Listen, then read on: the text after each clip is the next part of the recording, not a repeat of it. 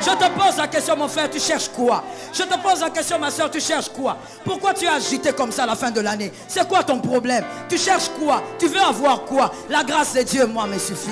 La grâce de Dieu me permet de rester calme alors que tout le monde est dans l'agitation. La grâce de Dieu te permettra de te focaliser alors que tout le monde est dans la distraction. Oh, la grâce de Dieu vous permet de regarder le serpent des reins alors que les hommes regardent les serpents venimeux. La grâce de Dieu nous permet de nous stabiliser alors que les hommes veulent bouger nos chaises. Ah, la grâce de Dieu nous permet d'avoir une stabilité grave alors que les hommes veulent voir la chaise être sciée. La grâce de Dieu nous permet de voir au-delà de ce que l'homme voit. Comme la grâce voit au-delà, la grâce amène au-delà.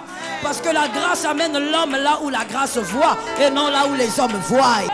La grâce de Dieu me permet de rester calme alors que toute la grâce te localise. Des anciennes larmes n'ont plus de sens. Tu te poses la question pourquoi je pleurais. Oh, je veux que cette prophétie soit pour quelqu'un ce matin. Tu te poses la question, mais pourquoi je gémissais? Mais pourquoi je m'enfermais? Mais pourquoi je déprimais? C'était quoi mon problème? Parce que la grâce t'a localisé. La grâce t'a fait comprendre que tes anciennes larmes étaient inutiles. Il était en train de contrôler tout alors que tu ne voyais rien. Il était en train de gérer tout alors que toi tu ne voyais rien.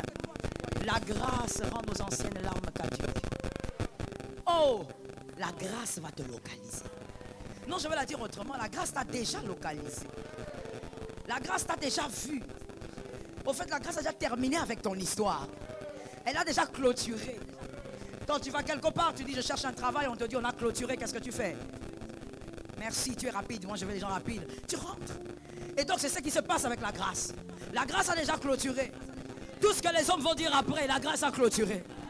Oh, dis à un voisin, la grâce a clôturé. Quand la grâce te visite, ton monde change. Yes. Ton atmosphère change. Ton ciel change. Des choses nouvelles commencent à se faire annoncer. Pas sur la terre, mais dans les cieux. Oh yes. La grâce de Dieu nous qualifie là où nous n'en avons pas assez d'aptitude. La grâce de Dieu nous place là où nous ne devons pas être normalement. La grâce de Dieu nous lance là où les hommes nous ont arrêtés. Ah oui, la grâce de Dieu nous permet d'aller au-delà que ce que les hommes sont en train de voir aujourd'hui. La grâce de Dieu nous permet de dire que ça va marcher demain matin, ça va marcher demain soir. La grâce de Dieu nous permet de sourire alors que tout le monde pleure. Ah, ça tombe sur un homme. La grâce de Dieu nous permet de tenir alors que tout le monde ne veut pas avancer. La grâce de Dieu nous permet de dire c'est possible alors que tout le monde dit ça ne marchera pas. La grâce.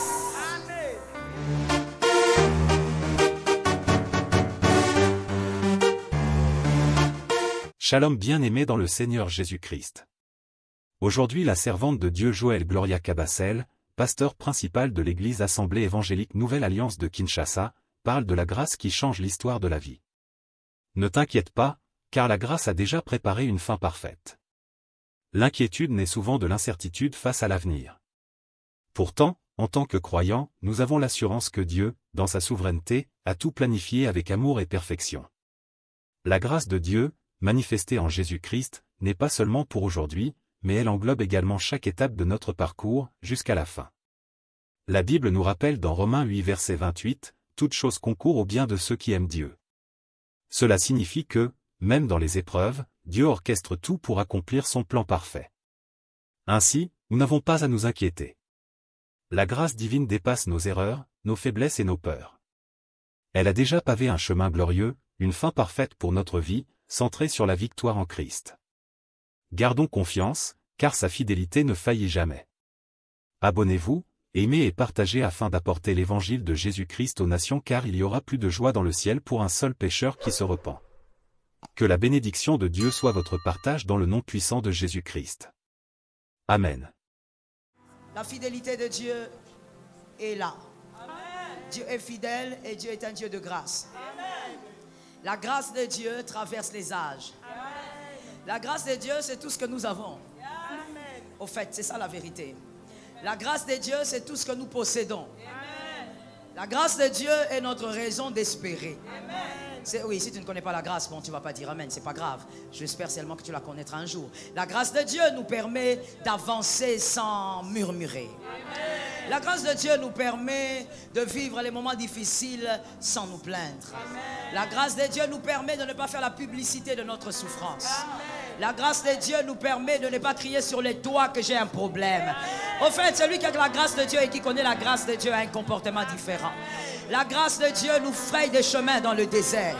La grâce de Dieu nous crée des eaux dans le désert. La grâce de Dieu nous donne un nom au milieu des oubliés. La grâce de Dieu nous qualifie là où nous n'en avons pas assez d'aptitude. La grâce de Dieu nous place là où nous ne devons pas être normalement. La grâce de Dieu nous lance là où les hommes nous ont arrêtés. Ah oui, la grâce de Dieu nous permet d'aller au-delà que ce que les hommes sont en train de voir aujourd'hui. La grâce de Dieu nous permet de dire que ça va marcher demain matin, ça va marcher demain soir. La grâce de Dieu nous permet de sourire alors que tout le monde pleure. Ah, ça tombe sur un homme. La grâce de Dieu nous permet de tenir alors que tout le monde ne veut pas avancer. La grâce de Dieu nous permet de dire c'est possible alors que tout le monde dit ça ne marchera pas. La grâce. Oh Lord. La grâce de Dieu nous permet de nous asseoir tranquillement alors que tout le monde s'agite allant à gauche, à droite. Je te pose la question, mon frère, tu cherches quoi? Je te pose la question, ma soeur, tu cherches quoi? Pourquoi tu es agité comme ça à la fin de l'année? C'est quoi ton problème? Tu cherches quoi? Tu veux avoir quoi? La grâce de Dieu, moi, me suffit. La grâce de Dieu me permet de rester calme alors que tout le monde est dans l'agitation. La grâce de Dieu te permettra de te focaliser alors que tout le monde est dans la distraction. Oh, la grâce de Dieu vous permet de regarder le serpent des reins alors que les hommes regardent les serpents venimeux.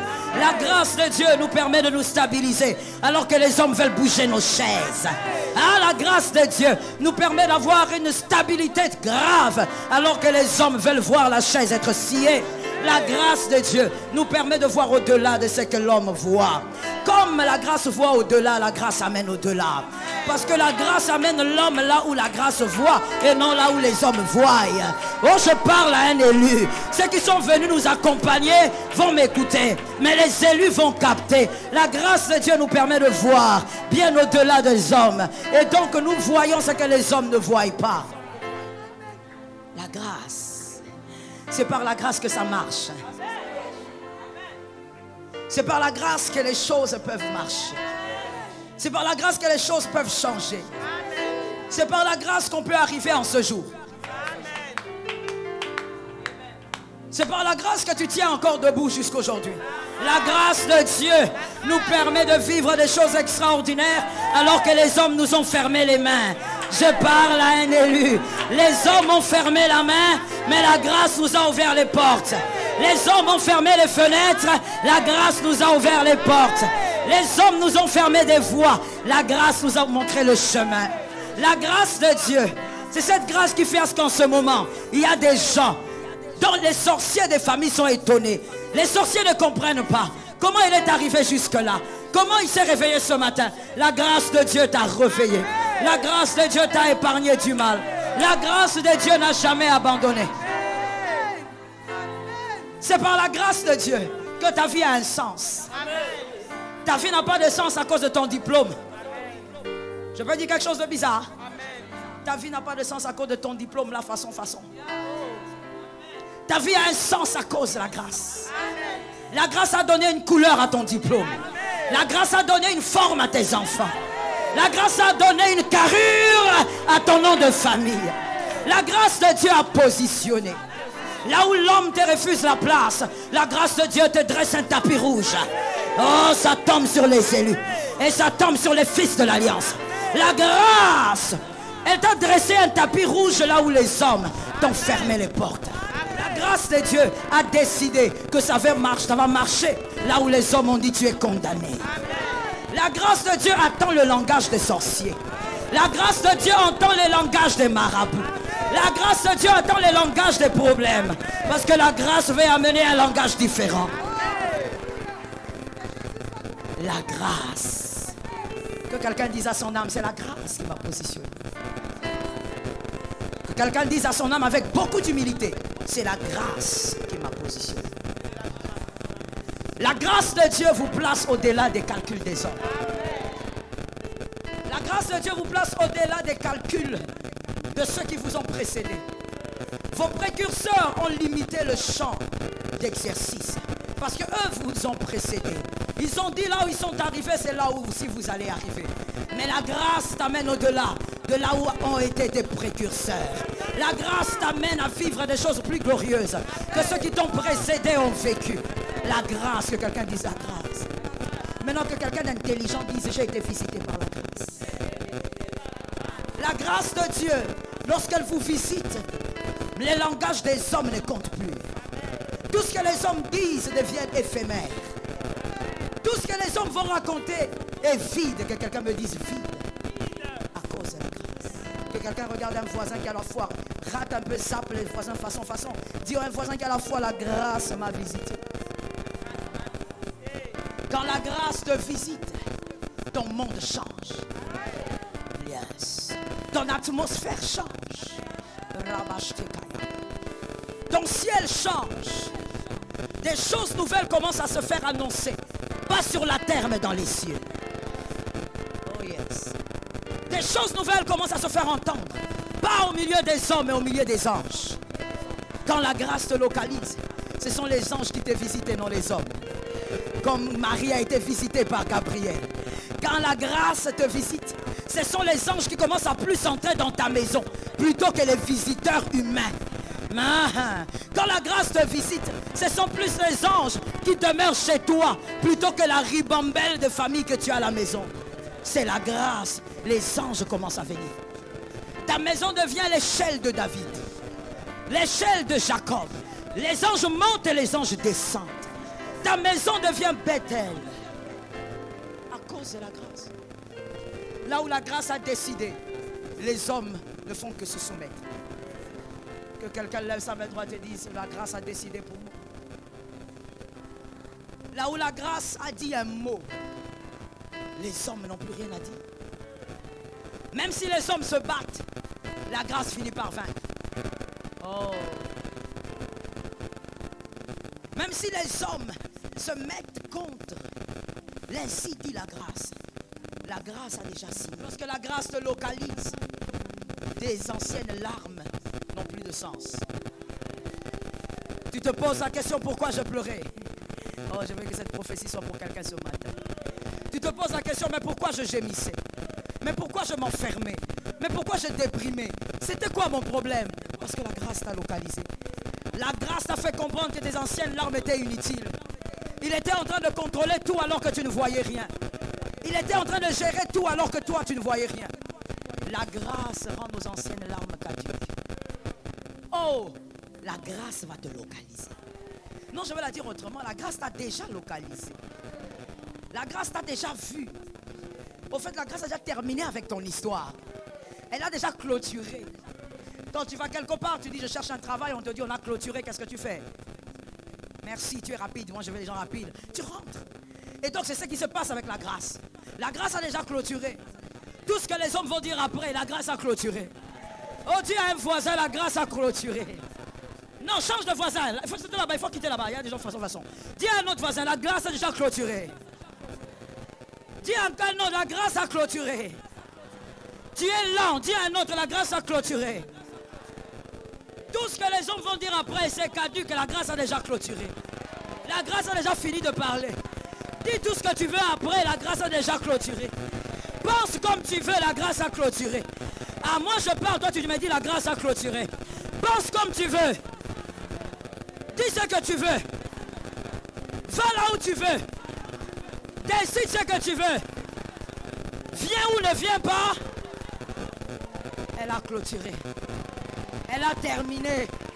Ce qu'elle a dit, elle a fini de le dire. Personne ne va se lever contre ce qu'elle a dit. La grâce a déjà parlé. Je veux parler aux hommes prophétiques. Pour cette année. Pour cette année. Non, il faut dire déjà. C'est important, hein? Ça a un sens. Pour cette année, la grâce. Sorciers de famille. Sortez la nuit si vous voulez. Allez là où vous voulez la nuit. Mais la grâce a déjà. Enfoutez si vous voulez. Tout ce qui va se dire après la grâce est caduque. Elle a clôturé. Tu n'as même pas à t'inquiéter. Tu es sur un sol solide. Ce sol-là, c'est la grâce. Assieds-toi sur la grâce. Je viens te dire, c'est que la grâce a dit. Alors pourquoi je te disais, je ne sais pas si c'est une prédication. Mais si ça devrait être une prédication, moi je dirais, je donnerais comme thème, je vois la grâce. Tu écris ce que tu veux. Par rapport à ce que tu vas comprendre, tu écris ce que tu veux. Mais moi je dis seulement, je vois la grâce. L'histoire de la grâce avec toi, j'allais dire avec l'homme, je dis avec toi, a commencé bien avant ta conscience. A commencé bien avant ta connaissance. La connaissance de toi. L'histoire de la grâce a commencé bien avant. L'histoire d'amour entre toi et la grâce. On peut voir ça dans Genèse 1,4. Genèse 1,4. Ce verset dit, au commencement, Dieu créa les cieux et la terre. La terre était informe et... Merci, c'est un verset de l'écoute. Il y avait sur la surface de la terre de l'abîme. Et l'Esprit des dieux se mouvait au-dessus des eaux. Dieu dit que... Oh, si vous ne l'avez pas retenu, lisez alors. Dieu dit que la lumière soit. Et la lumière fut. Dieu vit que la lumière était bonne. Dieu sépara la lumière avec la ténèbres. L'histoire entre toi et la grâce a commencé là. Votre histoire d'amour. Je suis venu raconter à quelqu'un l'histoire d'amour qu'il a avec la grâce. Comment ça a commencé? Tu as oublié, je suis venu te raconter votre histoire. Votre histoire d'amour a commencé là. Certains, leur histoire d'amour a commencé dans des restaurants. D'autres dans des hôtels. D'autres encore dans un jardin. Et encore d'autres dans une église. Pourquoi pas? Certains sur la route. Mais toi, avec la grâce, c'était au commencement. Au commencement de tout, votre histoire d'amour a commencé. Dans ce verset, quand Dieu est en train de créer, c'est toi qu'il voit. Ce n'est pas le monde qu'il voit. C'est toi qu'il voit, ce n'est pas le jardin d'Éden qu'il voyait. Votre histoire d'amour a commencé là. La Bible dit qu'au commencement, Dieu créa le ciel et la terre. Pourquoi? Parce que tu es terre. Tu es poussière. Ce qui intéressait Dieu au commencement, c'est le ciel et toi. Parce que tu es terre. Tu es poussière. Dieu s'est focalisé sur deux choses. Sur ton ciel, parce que ce n'est pas son ciel. Sur ton ciel et sur toi.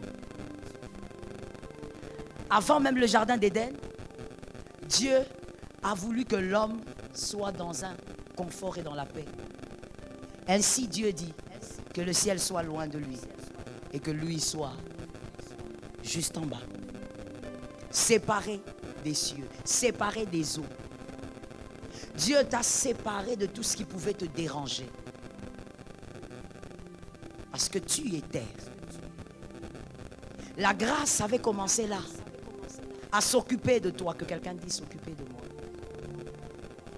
La grâce a commencé à s'occuper de toi là. La grâce ne s'est pas occupée de toi à la croix. Elle a commencé dans Genèse 1. Et la Bible dit, pour suivre, la terre, elle était informe, vide. Voici ton état après le péché. Informe et vide. Tu n'étais plus rien.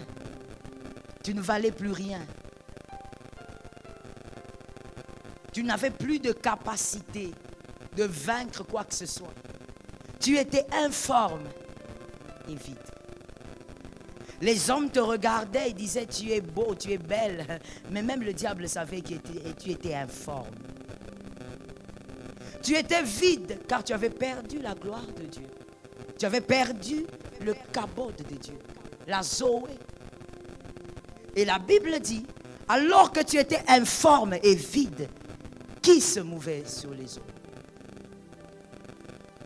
Je veux t'écouter. Je t'ai dit que je suis venu te parler de ton histoire d'amour. L'Esprit de Dieu. L'Esprit de Dieu ne t'a jamais quitté. Même lorsque tu es devenu informe et vide.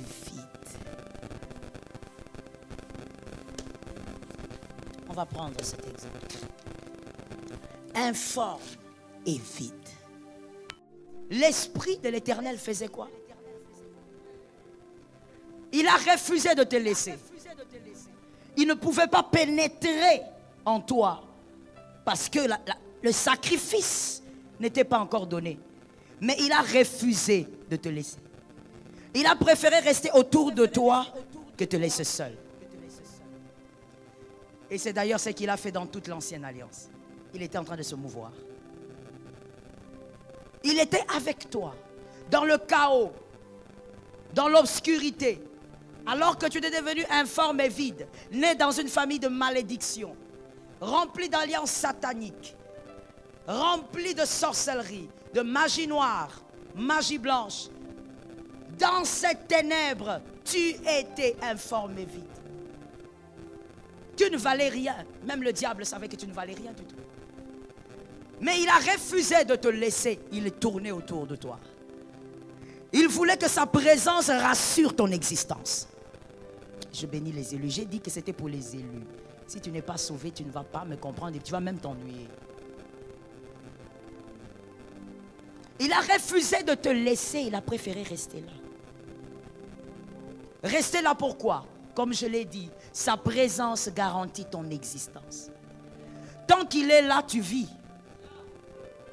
Si seulement il t'avait lâché dans cet abîme, le diable t'aurait détruit, déchiqueté en 1000 morceaux.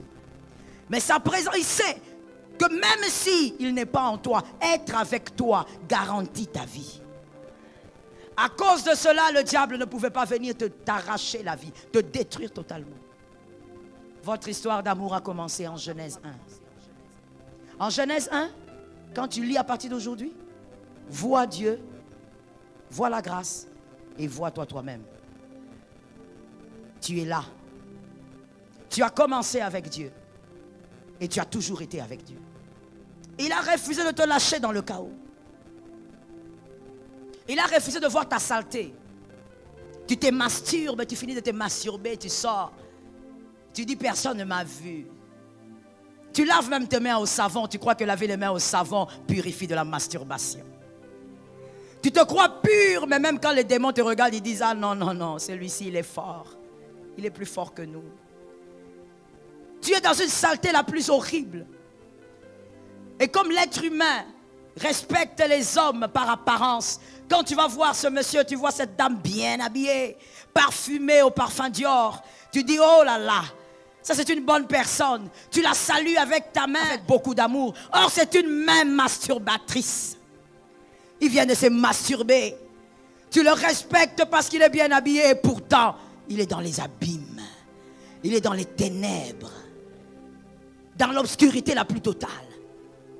Dans ton cœur, tu caches des secrets que sauf toi, seul toi connais. Personne d'autre ne sait. Le champ de ténèbres que tu avais attiré sur toi, que le péché d'Adam a attiré sur toi. Non, personne ne connaît, mais toi tu sais. Personne ne te voit, mais toi tu sais. Tu sais que ici en Genèse 1, tu sais très bien qu'il s'agit de toi. Tu sais que tu étais dans des abîmes horribles. Et qu'il n'y avait personne qui pouvait te sortir de là. Tu sais que tu as fait des choses dont tu n'aimerais même pas que dans le pire de tes cauchemars, ça arrive à tes enfants. Tu sais très bien. Que tu étais dans l'obscurité la plus totale, comme on le décrit dans ce verset. Que tu étais privé de lumière. Mais même quand tu allais te masturber, que tu sortais. Même quand tu allais mentir dans tous les sens. Sans tenir compte du fait que tu étais enfant de Dieu. Même quand tu mens alors que tu viens juste de prier. L'Esprit du Seigneur n'est jamais allé loin. Il tourne. Vous savez, il y a quelque chose de merveilleux. Je ne sais pas comment appeler, je trouve que c'est une beauté de la grâce. Lorsque vous êtes dans la sainteté, par évidemment la justification et la sanctification, par procuration, pardonnez-moi, par procuration que nous avons par Christ. Quand vous vivez cette sainteté, cette sanctification, les démons s'éloignent de vous. Les démons s'éloignent. Plus votre lumière est grande, plus ils s'éloignent. Plus vous allez dans les profondeurs de la prière et de la sainteté, ils s'éloignent. Ils ne peuvent pas vous approcher. Mais la grâce, quand vous péchez, vous êtes dans la saleté la plus sale. Vous êtes dans les ténèbres les plus sales. Quand vous avez commis l'inceste avec votre soeur, avec votre cousine, jusqu'à aujourd'hui personne ne sait.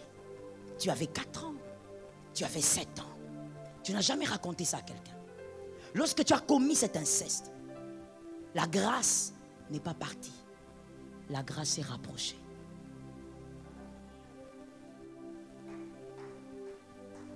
La grâce réagit différemment des démons.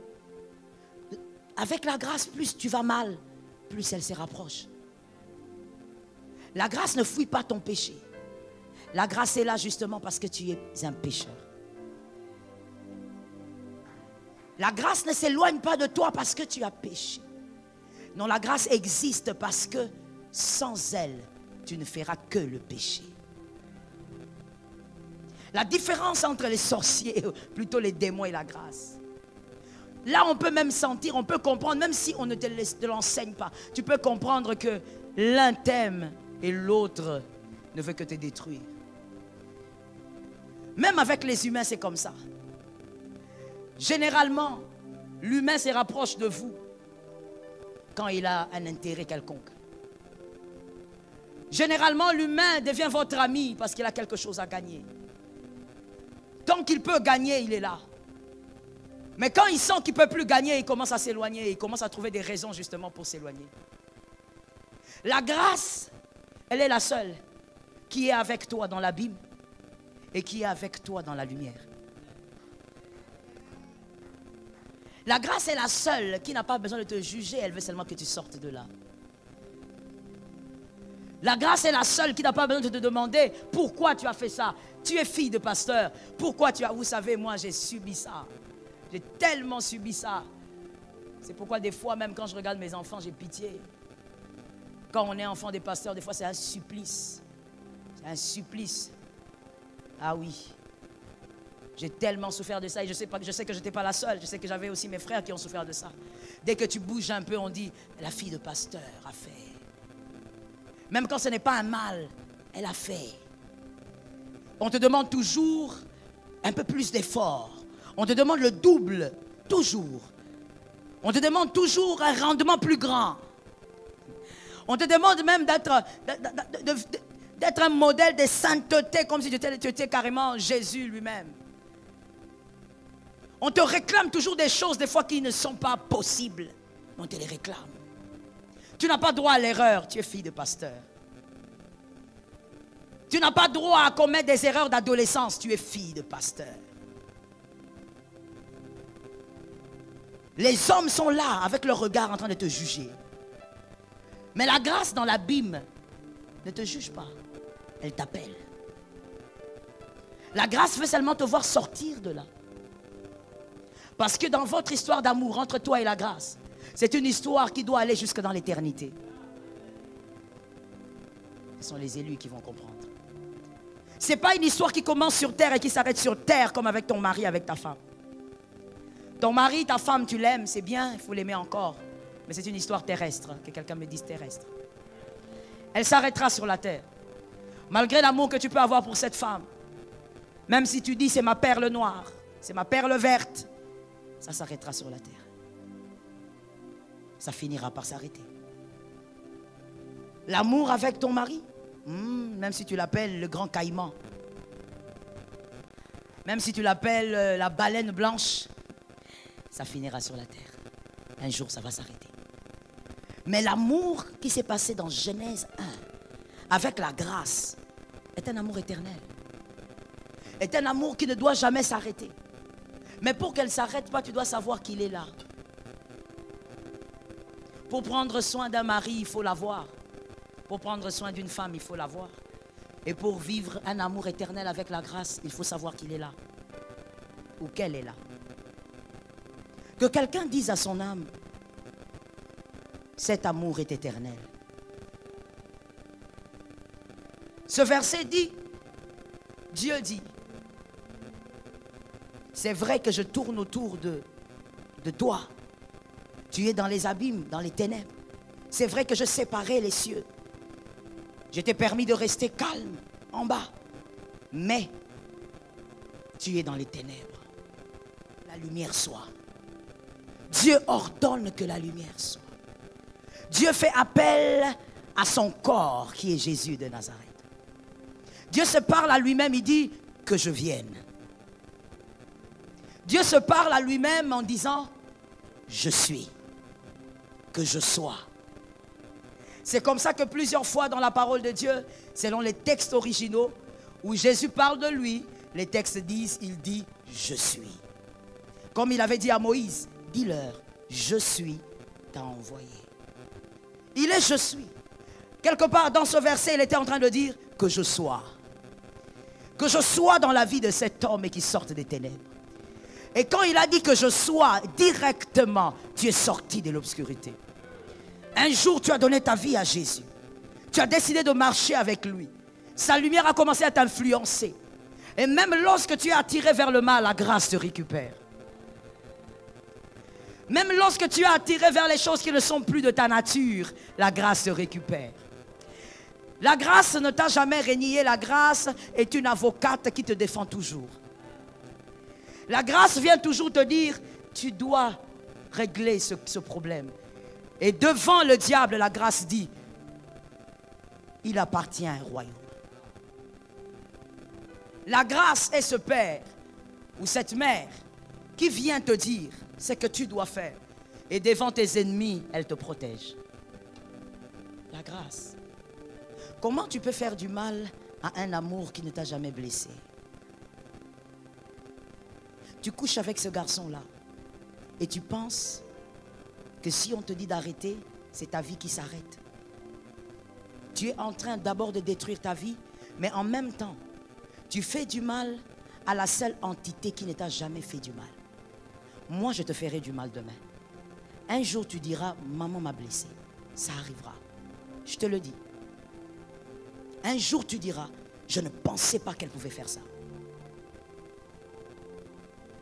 Je suis humaine. Mais la grâce ne t'a jamais blessé. Comment tu peux faire du mal continuellement à ton amoureux qui ne t'a jamais blessé? Je veux te dire quelque chose. Je t'ai dit que je veux parler simplement avec toi. Et si c'est très fort, il faut supporter ça. Quand tu es en train de coucher avec cette femme, monsieur, qui n'est pas la tienne, le problème, ce n'est pas que ta femme ne sache pas. L'affaire est que quand toi tu montes sur cette femme, la grâce est à côté de toi. La grâce n'épare pas. La grâce est en train de se poser des questions. Comment elle fera-t-elle pour te sortir de là? La grâce est en train de te voir détruire ta progéniture. La grâce est en train de te voir détruire ta postérité. Elle est là. Mais elle ne peut rien faire. Pourquoi? Parce qu'elle ne peut pas agir à ta place. Mais la grâce aussi, alors que tu es en train de faire ça, elle s'est promise de ne pas t'abandonner. Généralement, j'entends des hommes, des femmes mariées dire, maman, il m'a déçu, moi aussi je veux lui faire du mal. Maman, elle m'a blessé, moi aussi je veux la faire du mal. Maman, je croyais qu'on était un couple uni, c'est qu'il m'a fait, moi aussi je dois lui rendre pour que je me sente en paix. Mais qu'est-ce que la grâce t'a fait? Pourquoi tu fais autant de mal? Pourquoi tu es à l'aise de critiquer ton frère alors que son épanouissement et sa chute n'ont aucun intérêt avec ta vie? Pourquoi tu trouves normal que tu détruises ton frère comme ça?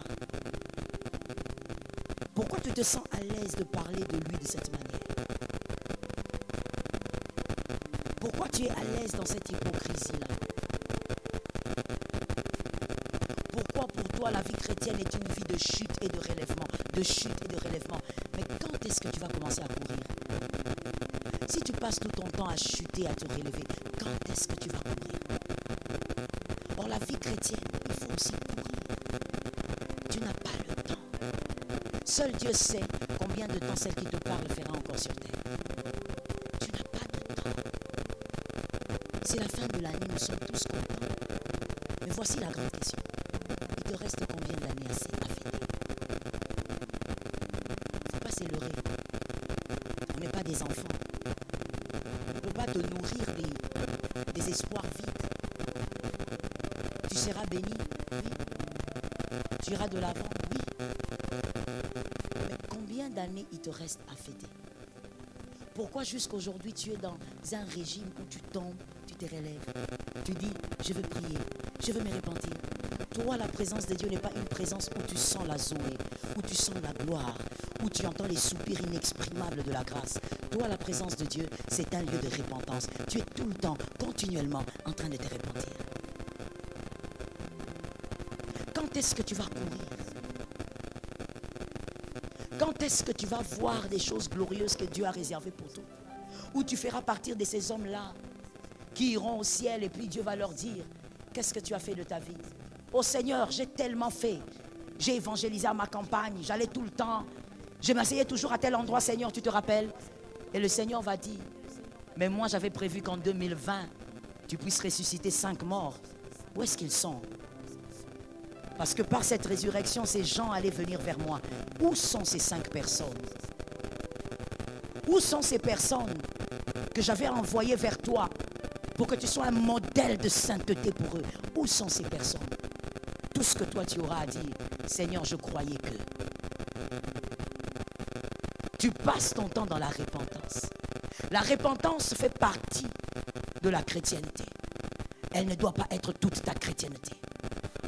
Parce qu'il y a des moments où tu dois avancer avec Dieu, en train de courir avec Dieu et refuser de tomber inutilement. Je veux prendre l'exemple de la nature. Entre un adulte et un enfant, un bébé, qui tombe plus? Alors tu es un bébé. Tu tombes tout le temps. Hier tu es tombé dans l'adultère. Demain ça sert à quoi? Après-demain? Et d'ailleurs je ne cite même pas le mensonge, parce que le mensonge tu en as fait ta vie. Tu en as tellement fait ta deuxième nature que même quand tu mens, tu réalises même plus que tu es en train de mentir en fait. C'est pour toi une deuxième nature. Tu réalises pas. Même dans les choses les plus bénignes, on peut te demander, est-ce que tu étais à la répétition? Non, j'étais venu, mais j'étais... Ça veut dire, même dans les choses les plus simples, toi tu es dans le mensonge. Tu en as fait ta vie en oubliant que c'est le manteau du diable. Alors que celui à qui tu fais du mal est en train de veiller à ce que toi, tu sois dans une haute sécurité. Tu fais du mal, comme je l'ai dit, à la seule entité qui ne te fera jamais du mal. Malheur à toi. Malheur à toi. Tu fais semblant devant les hommes, nous ne sommes plus à l'heure de faire semblant. Ce n'est pas ta chemise qu'on doit respecter. Ce n'est pas ta veste qu'on doit respecter. Monsieur Samuel, ce n'est pas ton gilet qu'on doit respecter. On doit respecter ton identité spirituelle. Non seulement parce que tu es enfant de Dieu, mais parce que tu vis comme un enfant de Dieu. Parmi les hommes les plus instables qui existent, et je pense que c'est même une maladie psychologique, vous êtes très malade. Vous avez une profonde maladie qui va au-delà des démons. Vous dites que vous êtes enfant de Dieu, mais vous n'avez pas une vie d'enfant de Dieu. Vous êtes un couple chrétien, mais c'est dans votre couple où on entend les insultes. Tu insultes ta femme comme si tu étais, je ne sais pas. Tu te permets de l'insulter, tu te permets de mépriser même sa chrétienté à cause de son passé. Et vous vous appelez un couple chrétien. Dernièrement, l'homme de Dieu avait reçu un couple.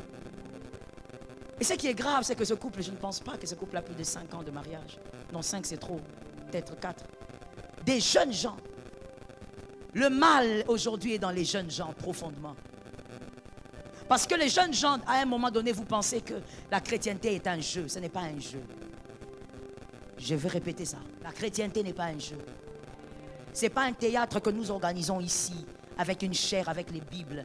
Non, je ne suis pas en train de jouer un rôle. Je ne suis pas en train de te faire croire ce que je ne suis pas. La chrétienté n'est pas un jeu. On veut être enfant de Dieu parce qu'on veut vivre comme un enfant de Dieu. Par soi-même, on ne va pas y arriver, on compte sur le Saint-Esprit, mais on veut quand même vivre comme enfant de Dieu.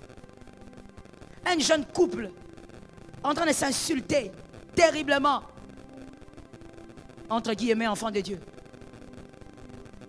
Toi, tu es ceci, ta mère est ceci. C'est parce que tu es de telle tribu que tu te comportes comme ça. Des horreurs. Mais vous dites que vous êtes enfant de Dieu. Dans votre vie, vous n'avez décidé de faire aucun effort pour refléter l'identité de votre royaume. Regardez ce qui est devenu nos églises, celles-ci y compris. C'est pourquoi tu es là d'ailleurs. Vous venez, vous dansez, vous chantez, vous donnez les offrandes, des fois même en murmurant, et vous partez. Comme si c'était une boutique, comme si c'était un shopping.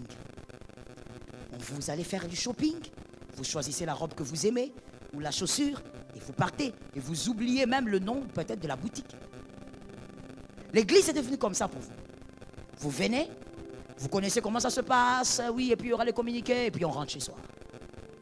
Et la semaine prochaine, c'est la même chose. Rien ne change en vous. Tu es toujours la même hypocrite que tu étais il y a quelques temps. D'ailleurs, il y a des mensonges que tu as même dit aux hommes de Dieu que tu n'as jamais rectifié jusqu'aujourd'hui. Mais tu comptes entrer dans l'année nouvelle. Et tu es même en train de dire, nous attendons le réveillon ou encore le premier. Il y a des mensonges que tu as dit à ton frère qui est juste à côté de toi là. Tu vois celui qui est à côté? Tu l'as menti cette année. Tu as dit des choses. Et jusqu'aujourd'hui, il croit que c'est la vérité. Mais tu sortiras de cette église sans même lui dire, mon frère, je dois régler avec toi quelque chose. Non, toi tu dis, Ané Asika, tu n'as rien compris. Tu vas entrer dans la nouvelle année, mais là où tu mettras ta jambe, ça sera des mines. Vous savez ce que c'est? Vous savez quels sont les effets des mines quand on pose la jambe? N'osez pas retirer votre jambe. Si vous la retirez, vous êtes parti. Vous risquez d'avoir une année vide, informe. Pourquoi? Parce que vous avez considéré que votre vie chrétienne était une vie de chute et de relèvement tout le temps. Que l'église est un lieu de célébration où on fait semblant d'être des enfants de Dieu. Où on fait semblant de parler doucement. Parce que parler doucement, soi-disant, c'est une certaine piété. Où on fait semblant d'être une bonne femme, d'être une bonne mère, d'être un bon mari, d'être... L'église n'est pas un lieu où on doit faire semblant. L'église est le lieu de la transformation. Seul celui qui se livre tel qu'il est devant la grâce peut vivre sa transformation. Même si vous êtes pasteur, subissez votre transformation. Il y a des gens qui ont fait croire dans l'œuvre de Dieu qu'il y a certains titres, quand tu arrives là, c'est fini. Tu arrêtes d'être enfant de Dieu. Tu arrêtes d'être fils de Dieu. Tu arrêtes d'être transformé. Tu n'en as plus besoin. Tu es devenu archibishop. Tu n'as plus besoin de la transformation. Quand les gens adorent, toi, tu as les pieds croisés sur la chaise. Quand les gens sont debout en train de célébrer, toi, tu es assis. Tu es archibishop. Tu n'as pas besoin de l'adoration. L'adoration de l'église, c'est pour toi. Tu es le consommateur de la foi. Peu importe ton titre, tu as besoin de la transformation. Peu importe ton titre, tu as besoin d'adorer Jésus dans l'humilité. Peu importe ton titre, tu as besoin d'arrêter de pécher et de vivre dans la sainteté. Peu importe ton titre, apprends à reconnaître que tu dois arrêter de chuter tout le temps, mais de courir aussi avec Dieu. Dieu ne court pas avec celui qui chute tout le temps. Tu vas ralentir le Seigneur.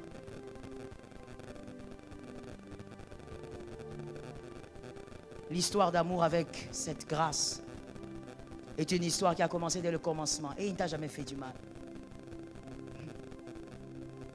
Chaque fois que les gens m'écrivent, ils me posent la question, pas chaque fois, disons à la fin de cette année-là, pasteur, dites quelque chose pour l'année nouvelle, pasteur, dites quelque chose pour l'année nouvelle, pasteur, prophétisez. Tout ce que moi j'ai à te dire, c'est répare avec Dieu, répare avec le Seigneur. Arrange ce qui a arrangé avec le Seigneur. Tu t'es plusieurs fois comporté comme un païen, comme une païenne cette année. Arrange avec Dieu. Vous savez pourquoi il y a un verset qui dit qu'il faut éviter d'être une pierre d'achoppement pour son frère? Vous connaissez le verset? Vous connaissez le verset? Pourquoi ce verset dit ça? Parce qu'il ne faut pas choquer le frère, il ne faut pas choquer l'autre. Oui, mais ça ne se limite pas là. Il y a une virgule. Parce que si moi, j'arrive à te choquer, monsieur Lionel, alors que tu es mon frère dans le Seigneur, pour l'éternité, si j'étais choqué, j'ai choqué Dieu. Si j'étais choqué, c'est que j'ai choqué Dieu. Vois maintenant les comportements de certaines personnes qui se font appeler chrétiennes. Tu choques à longueur des journées des enfants des dieux. Mais ça ne te dit rien. Au contraire, c'est une opportunité pour toi pour t'élever encore. Pour te sentir encore grand. Et tu as des phrases du genre, tu crois que c'est ce qui est normal, tu es animal. C'est pas moi qui dis, c'est la Bible. La Bible dit, c'est un homme animal. Il ne faut pas croire que je t'ai insulté. Le fait de choquer les autres ne te dit plus rien. Quand les gens disent, non, on ne veut pas être là parce que lui, quand il est là, il nous choque. Ça te dit, tu es là, rempli de toi. Et tu penses que tu vis une vie d'enfant de Dieu. Comment veux-tu que l'année prochaine soit une année de surprise comme les hommes de Dieu le prophétisent sur toi? Je te l'ai dit, je crois que jusqu'à me fatiguer cette année. Dieu ne bénit pas les paroles qui sortent de la bouche, Dieu bénit le cœur. C'est ton cœur qui sera le terrain d'atterrissage pour les grâces et les faveurs, c'est ton cœur. Mais qu'est-ce qu'il y a dans ton cœur, mon frère? Même pendant que je prêche ici, il y a même des gens pendant que je prêche sont en train de comment dire, ils sont en train de sentir l'ennui. C'est extraordinaire. Mais je te comprends, tu es païen. Qu'est-ce qu'il y a dans ton cœur pendant que je suis en train de parler? À quoi et à qui tu penses? Quand je parle, est-ce que tu es en train de réaliser que tu es mauvaise ou tu es en train de croire qu'on parle à un autre? L'orgueil consiste aussi à croire qu'on ne parle jamais de soi, qu'on parle toujours de l'autre. C'est de l'orgueil. Le diable est le père de l'orgueil, parce que c'est lui qui a tout commencé, en tout cas au niveau orgueil. Et deuxièmement, il est le père du mensonge. Alors, ce sont les deux choses-là, vraiment que Dieu me fasse grâce. Je me bats avec tous les jours. Les mensonges et l'orgueil, il faut faire attention avec ça. Ce sont les propriétés privées du diable. Voilà pourquoi ne pense pas que l'impudique est plus pécheur que toi qui es menteur. Toi, tu es très dangereux. Le menteur, la menteuse, tu es dangereux. Parce que le mensonge, le diable engendre les menteurs. Qu'est-ce qu'il y a dans ton cœur? Tu veux aller vers l'année prochaine, mais qu'est-ce que tu conserves dans ton cœur? Quand tu penses aux autres, à quoi tu penses? Comment tu penses? Tu as un amour avec la grâce, mais un amour que toi-même tu détruis tous les jours. Je peux dire quelque chose? Je parle aux élus, je répète ça encore. Dans l'amour, parce que l'amour du Christ et vous, c'est le même amour de la femme et de l'homme. C'est l'image que Dieu prend. Dans l'amour, quand vous êtes mariés, parce que là je parle du mariage, au lieu de parler de cet homme et cette femme-là, qui sont en train de jouer avec les choses, dans le mariage, dans l'amour, lorsque vous offensez votre conjoint ou votre conjointe, même quand il y a le pardon, n'oubliez jamais que vous êtes en train de perdre quelque chose. Quand vous me dites, maman, c'est quoi qu'on perd? Vous perdez une portion de confiance. C'est humain.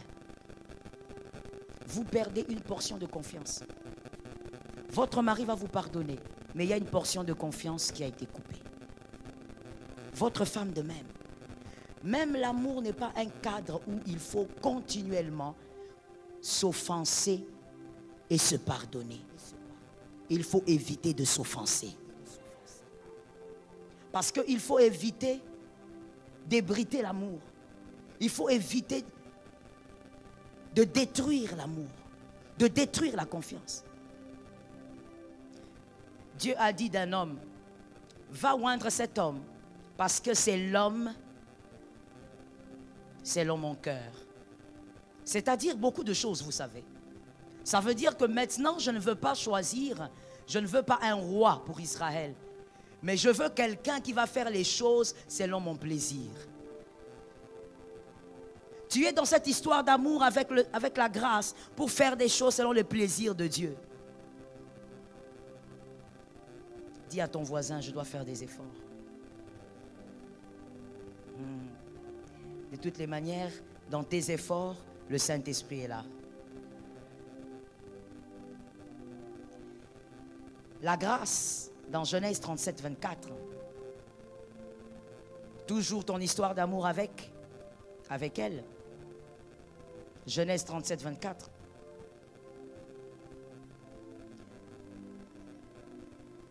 La grâce a veillé à ce que Joseph soit jeté dans une citerne. Mais dans la citerne, il n'y avait pas d'eau, dit la parole de Dieu. C'est une citerne, ça doit conserver l'eau, mais il n'y avait pas d'eau. C'est-à-dire que dans la souffrance de Joseph, dans cette citerne et dans les autres souffrances, Joseph a souffert, mais la grâce a ôté la substance qui pouvait le détruire. C'est comme ça qu'on prend Joseph, on jette dans la citerne, mais il n'y a pas d'eau. Mais s'il y avait de l'eau, qu'est-ce qui allait se passer? Merci. J'ai besoin des réponses des élus. Il allait se noyer, il allait mourir. Donc, en conclusion, Joseph allait mourir. Mais Dieu permet qu'on jette Joseph dans la citerne, mais la substance qui produit la mort a été ôtée. Dans la douleur et dans la souffrance, dans la crise, lorsqu'on est un élu et qu'on se bat avec le Saint-Esprit pour honorer Dieu, malgré cette souffrance, la grâce va veiller à ce que la substance qui peut te détruire totalement soit ôtée. Tu vivras des moments noirs, mais tu ne mourras pas. L'interrupteur n'est pas loin. Tu vivras des moments d'obscurité, mais ne t'inquiète, l'interrupteur n'est pas loin. Il suffit que le Seigneur touche à ça et ton atmosphère change. Lorsque la grâce, cet amour profond, marche avec toi, malgré les difficultés, la substance qui doit te détruire totalement a déjà été ôtée. Tu ne vas jamais trépasser parce que la grâce est avec toi. Combien de fois tu as pleuré, tu as dit, je crois que c'est fini pour moi. Non, ce n'est pas fini pour toi, il n'y a pas d'eau dans la citerne. We praise the Lord. Combien de fois tu as dit, non, non, non, ça ne marchera pas. Regardez comment j'ai été humilié. Cette fois-ci, c'est fini. Non, il n'y a pas d'eau dans la citerne. Tu ne le sais peut-être pas, mais la citerne est vide. Et quand la citerne est vide, tu ne peux pas mourir. La douleur est grande, mais la substance qui te détruit a déjà été ôtée. N'oublie jamais ça, même pour les années qui arrivent. Même quand tu traverseras des moments compliqués, la chose qui pouvait t'amener à la mort a déjà été enlevée. Parce que la grâce veut te voir dans la citerne et te voir en Égypte, mais elle ne veut pas te voir mourir. Elle veut te voir en Égypte, mais elle ne veut pas te voir mourir. Et donc tu ne mourras pas quoi qu'il arrive. Oui, c'est pour les élus. Tu ne mourras pas même si tu ne comprends pas ce qui va se passer après quelques heures, mais tu ne mourras pas. Même si tu arrives à souffrir jusqu'à ne plus avoir des vêtements, tu ne mourras pas. Les vêtements ne sont que des bouts de tissu. Alors pourquoi moi je m'étonne toujours quand il y a certaines personnes qui respectent les autres à cause des vêtements ou par leur habillement. C'est votre façon de voir. Mais les vêtements, ce ne sont que des bouts de tissu. Même si tu restais sans vêtements, même si tu restais sans rien, même si tout le monde t'abandonnait, la grâce a déjà enlevé la substance qui peut t'amener à la mort. Let me say it well. Pendant la douleur et la souffrance, tu verras beaucoup de choses, mais ton corps ne verra pas le cimetière. La substance qui doit t'amener vers le cimetière a déjà été enlevée. La grâce ne permettra pas. Il y a something good ici aussi. Quand j'ai lu, j'ai dit, praise the Lord. La belle chose que j'ai vue, c'est quoi? C'est que Dieu a voulu aussi que la citerne soit vide, parce que cette eau ne pouvait pas abreuver la destinée de Joseph. Elle pouvait abreuver le présent, mais pas la destinée. Or, en ce moment-là, Joseph n'avait pas besoin d'une paracétamol. Joseph avait besoin d'une cure. C'est-à-dire, Joseph avait besoin de quelque chose qui pouvait stabiliser de manière pérenne sa vie. Et donc, ce n'est pas l'eau physique qui pouvait l'aider. Dans la citerne sèche, la source de vie véritable qui est la grâce a abreuvé l'avenir de Joseph. Quand l'avenir est abreuvé, même si dans le présent je ne bois pas, dans l'avenir je serai là. Yeah. Même si dans ton présent, tu vis des moments difficiles, des moments durs, mais si la grâce, Christ est là, il a déjà abreuvé ton avenir, tu seras dans ton avenir. Même de manière squelettique, mais tu seras là. Ça tombe sur toi. Même en boitant, tu seras là. Comme Jacob est arrivé en boitant, mais en boitant, c'était pour une autre progéniture. C'était pour une autre destinée. Lorsqu'il marchait normalement, il était dans le chaos. Quand il a commencé à boiter, il est entré dans sa destinée. Je prophétise sur la vie de quelqu'un. Même si tu boites, tu seras dans la destinée. Même s'il n'y a pas d'eau maintenant, mais celui qui a abreuvé l'avenir t'a garanti une place dans l'avenir. Que quelqu'un dise, il y a une garantie là-bas. Que quelqu'un dise, j'ai une place dans l'avenir. Retiens bien pour la vie, mon fils. Ce n'est pas parce que tu ne bois pas aujourd'hui que demain tu ne boiras pas. Parce que c'est celui qui t'a abreuvé, a abreuvé ton futur, c'est que demain tu boiras. Les gens regardent Joseph, ils disent, il est dans la citerne, il n'y a pas d'eau, il va souffrir. Il va peut-être même mourir par manque d'eau. Mais là, Joseph était avec quelqu'un qui était en train d'abreuver son avenir, en train d'arroser sa destinée. Vous savez, il y a des moments où, vraiment, moi je pense, il y a des moments où vous êtes tellement mal que vous n'avez pas besoin qu'on vous dise ça ira. Hein? Ça t'est jamais arrivé, que Dieu te garde. Mais moi déjà. Tu n'as pas envie qu'on te dise ça ira. C'est une phrase d'ailleurs qui t'énerve. Yes. Tu ne veux pas de paracétamol. Tu veux une quinine que la maladie se termine. Tu veux une cure qui pourra terminer ta maladie. Tu n'as pas besoin qu'on vienne te dire, tu sais, la vie et tout ce que vous voulez. Non. Tu n'as pas besoin de ça. Vous savez, c'est un peu ce qui arrive des fois quand vous perdez un parent. Il y a quelqu'un qui vient vous dire, vous savez, c'est comme ça, ça ira, c'est la vie. Vous avez envie de regarder la personne et de dire, si je pouvais gifler. Je n'ai pas besoin que tu me dises que ça ira. La vérité, c'est que la vie ne sera plus jamais la même. J'ai plus mon père. J'ai plus ma mère.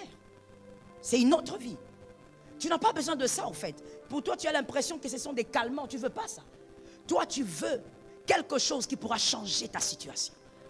Et c'est ce que Christ avait fait avec Joseph dans le puits ou dans la citerne. Christ a permis qu'il soit privé d'eau. Il a souffert toute la nuit. Mais Christ avait déjà arrosé sa destinée.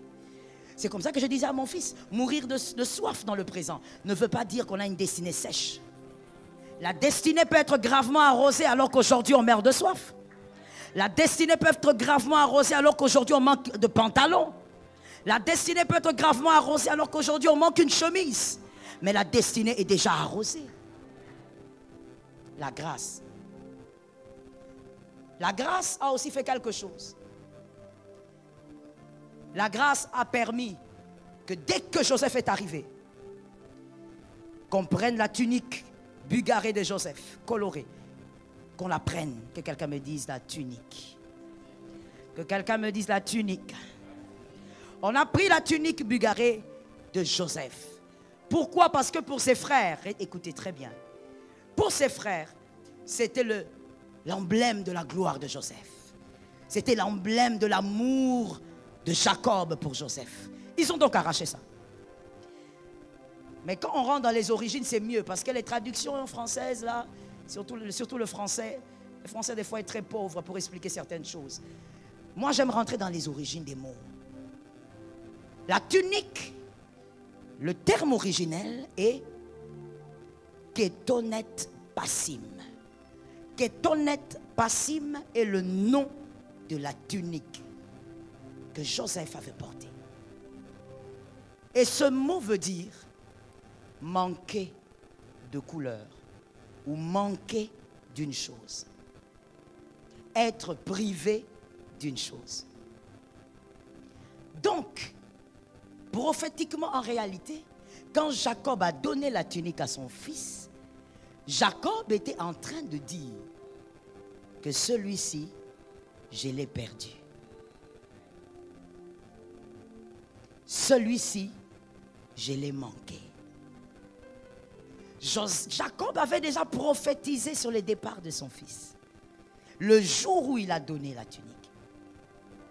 Et quand ses frères sont venus prendre la tunique, Joseph devait absolument subir la prophétie de sa tunique.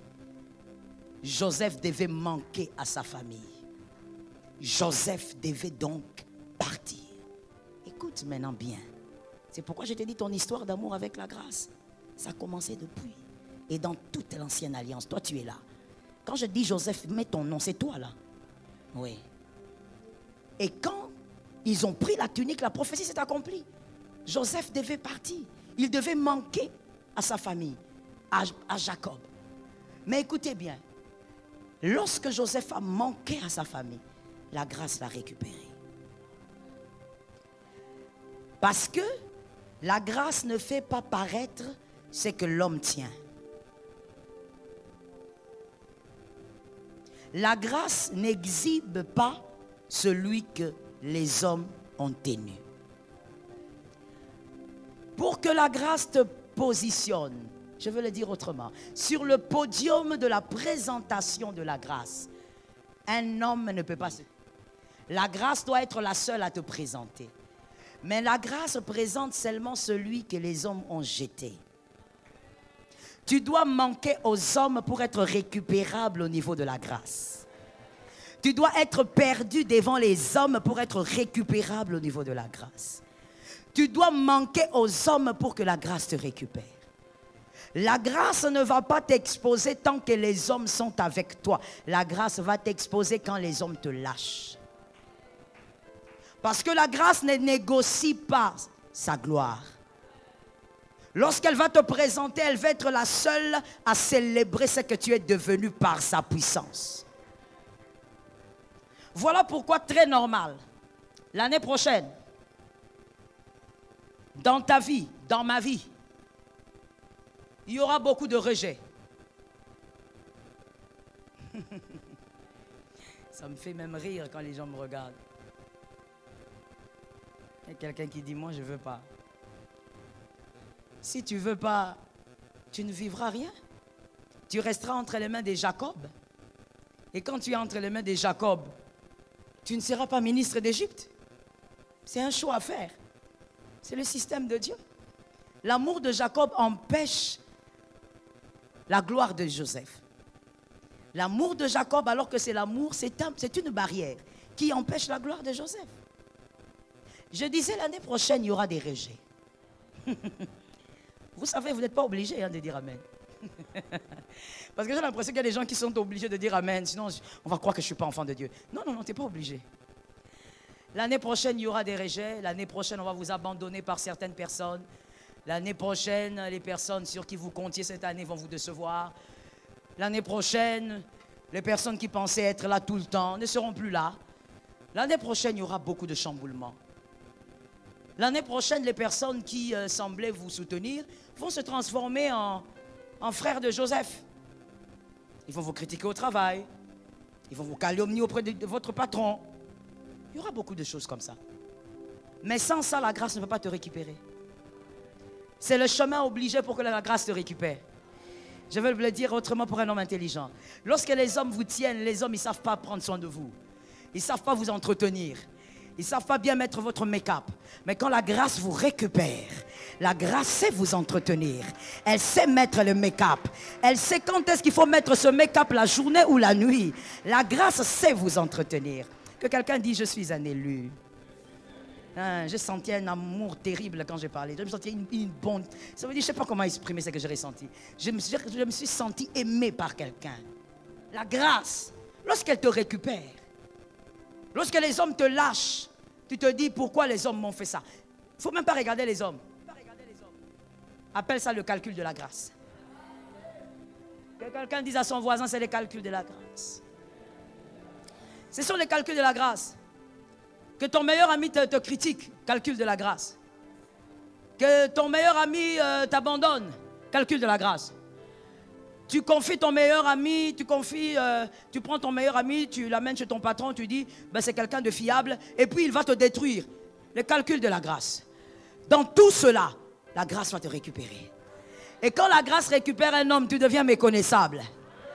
Quand la grâce récupère un homme, personne ne va te reconnaître. Personne ne va réaliser qu'il s'agit de ta maison. Personne ne va réaliser qu'il s'agit de ta famille. Mais il s'agira bien de toi. Parce que la grâce t'a récupéré. Les mains des hommes ne permettent pas à la grâce de te façonner.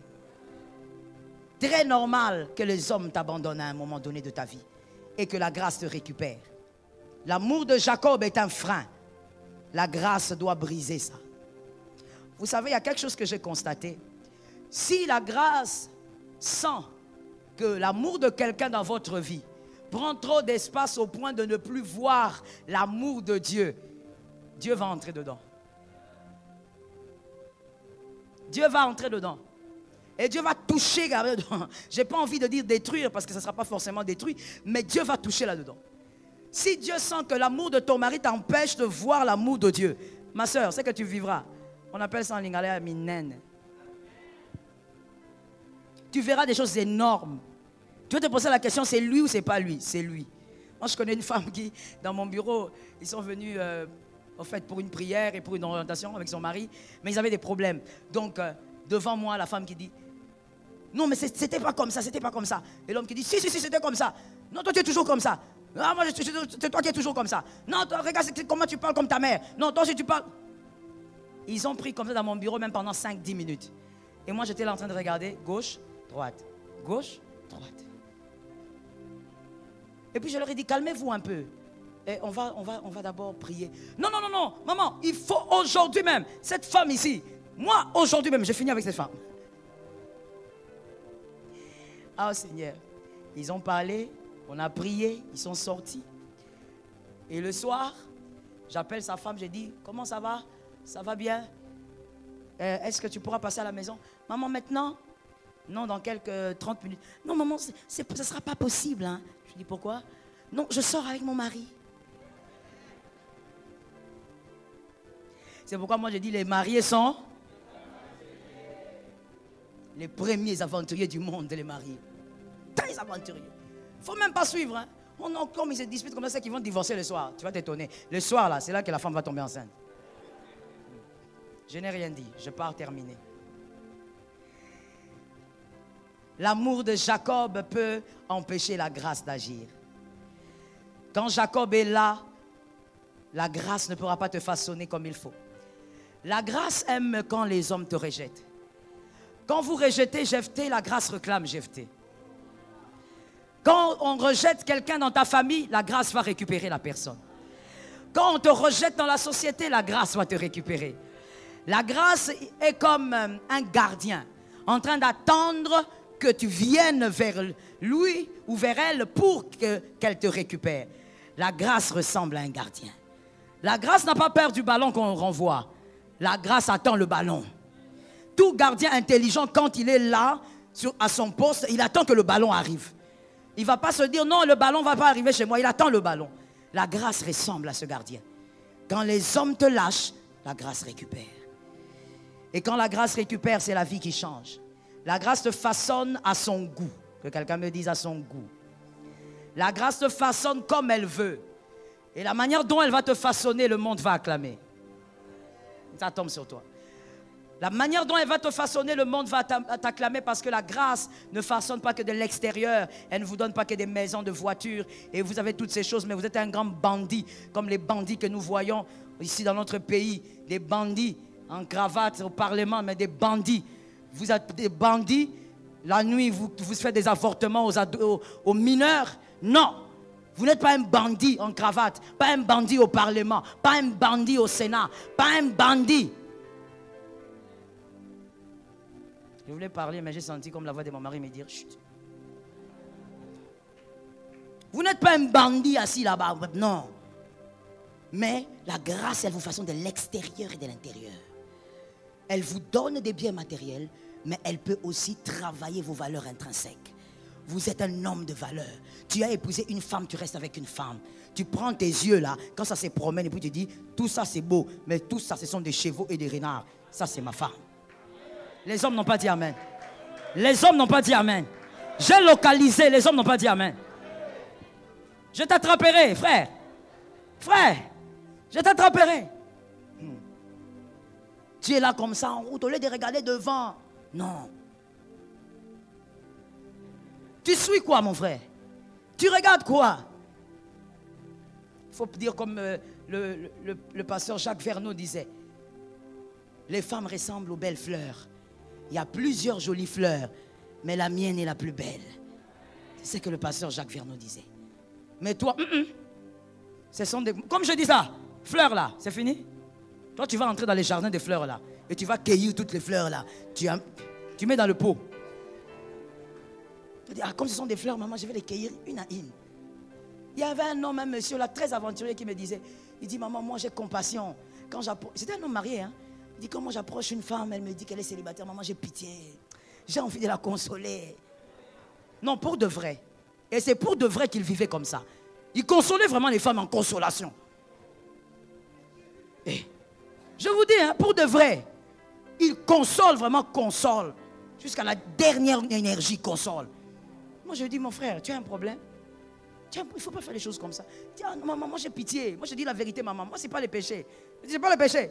Non, non, maman, moi, ce ne sont pas les pulsions. Moi, vraiment, c'est la pitié. Quand je vois une jolie femme, et puis elle est là à l'arrêt, je dis, oh.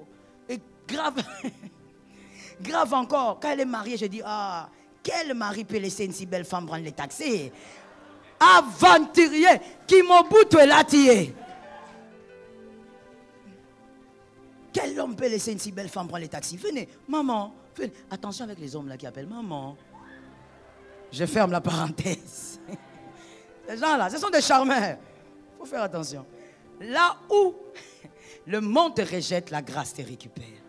Ma prière et ma prophétie pour toi est que la grâce te récupère. Qu'elle te façonne de l'extérieur, mais de l'intérieur aussi. Que tu sois un homme de valeur, une femme de valeur. Et que Dieu, par sa grâce, t'arrose aussi matériellement. Qu'il en soit ainsi, au nom de Jésus. Amen. Shalom bien-aimés dans le Seigneur Jésus-Christ. J'espère que vous avez aimé cette vidéo. Abonnez-vous et partagez pour porter l'évangile de Jésus-Christ aux nations, car il y aura plus de joie dans le ciel pour un seul pécheur qui se repent. Merci de faire partie de notre famille où on refuge Jésus-Christ.